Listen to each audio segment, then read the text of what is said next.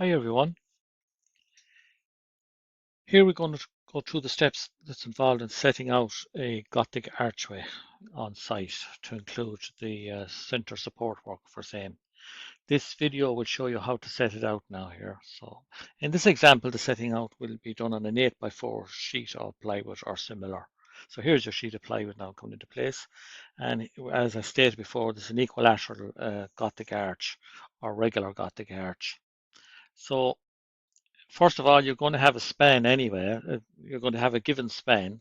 So there's the two straight edges of the wall coming there, and then you're going to have a curved section. So use a piece of timber to draw the arc as shown here from one end of the springing line, and then do the reverse as shown here just now.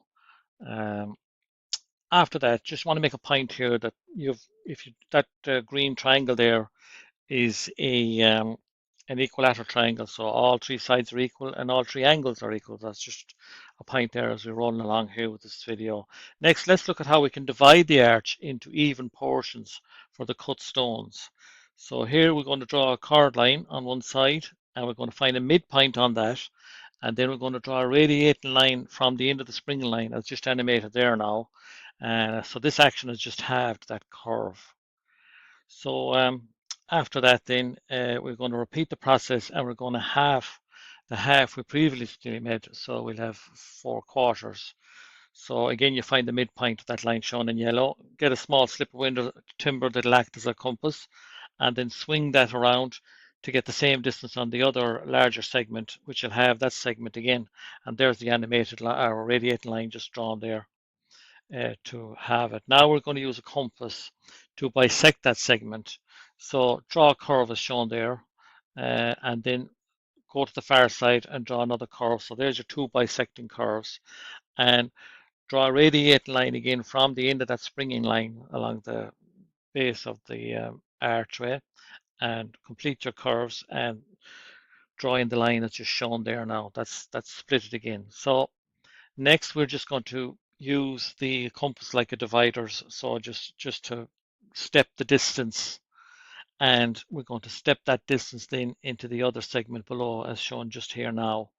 And that has that again, and then complete the process then as shown there. Here we're just dropping the stones into place just to give you an idea, you know, where the giant lines, to show you where the giant lines are, etc. Just to speed up the process, just transfer those points across horizontally as just shown there now. And we'll just drop in the stones there just so as you can see. There's the cut stones, and on top it's going to be completed with a keystone which comes in various shapes, but that's one shape we have there. And now we're going to look at how we can set out the ribs to support this Gothic arch. So get a plank of timber as shown there, cover the curb. Again, use that trammel or lat we had that acted as a compass, acted as a large compass.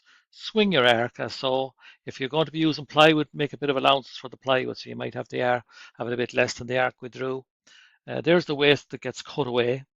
That piece remaining, just trace it onto another piece of timber to get the opposite rib for our Gothic or regular Gothic arch.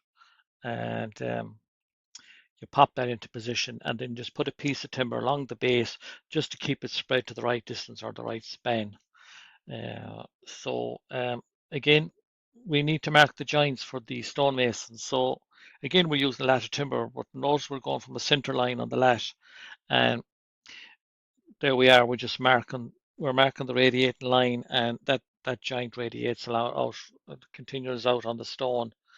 So this will be handy for the stonemason, as I said, when he's positioning and cutting the stones as well, because the stones are all slightly tapered. So he'll get the taper off those lines when he continues them out onto the archway. And so you just basically you continue that process along. If you think it's a half-inch joint between them, then there'll be two lines within a half inch drawn of each other there. I just drew the one that's in line with the top line there on the stone. So there's the process completed there, as you can see. Um, so next thing, I suppose, we're going to take a look at, what's involved, in the opening and putting in the support. So here you have an example here. Two pairs of ribs. If the wall is extra thick, you're going to have a front pair of ribs and a back pair of ribs. And there's the plank keeping the span at the base. Stairs are your 6 mil plywood lagging or thicker for larger radiuses. Uh, Sometimes then instead of lagging, you're going to have to, you might want to use lats or lagging pieces as they call them as well, or slats. In that case, you'll have to brace with a piece of plywood so it's not swaying forward or back. So that's it. Hopefully that's of use. All the best.